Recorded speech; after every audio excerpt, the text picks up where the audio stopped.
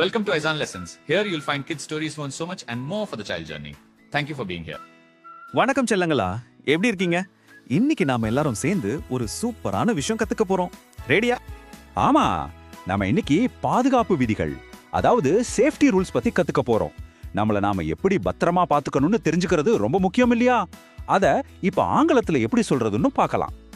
முதல் கேள்வி, நாம எப்படி பாதுகாப்பா வச்சுக்கிறது? ரொம்ப முக்கியமான கேள்வி இல்ல?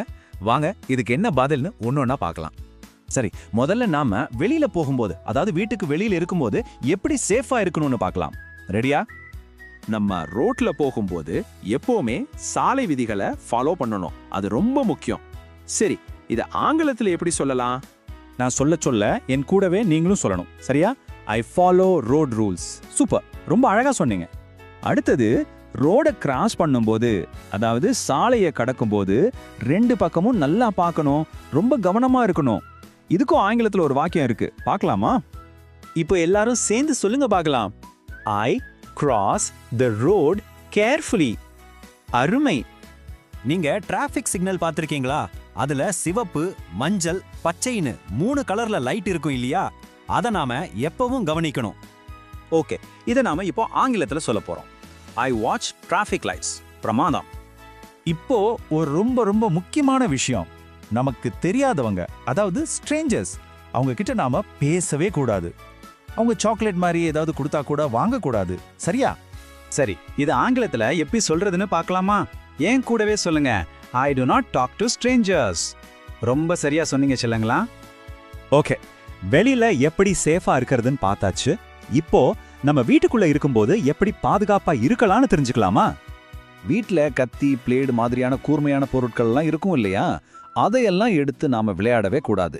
அது ரொம்ப ஆபத்தான விஷயம். வாங்க இதை இங்கிலீஷ்ல சொல்லலாம். ஐ stay away from sharp things. சூப்பரா சொன்னீங்க. அடுத்தது கரண்ட், அதாவது மின்சாரம். அதுகிட்ட ரொம்ப கவனமா இருக்கணும். ஈரமான கையோட சுவிட்ச் பாக்ஸை தொடக்கூடாது. அப்புறம் பிளக் பாயிண்ட்ல விரலையோ பென்சிலையோ விடவே கூடாது. சரியா? இப்போ என் கூட சேர்ந்து சொல்லுங்க பார்க்கலாம். ஐ ஆம் கேர்ஃபுல் வித் எலக்ட்ரிசிட்டி. ஆஹா, ரொம்ப அருமையா சொன்னீங்க. அம்மா சமைக்கிற அடுப்பு, தீப்பெட்டி, மெழுகுவர்த்தி, இந்த மாதிரி நெருப்பு வர்ற எந்த பொருள் பக்கத்துலயும் நாம விளையாடக்கூடாது. ஏன்னா தீ ரொம்ப ஆபத்தானது. சரி, இதை நாம ஆங்கிலத்துல எப்படி சொல்லலாம்?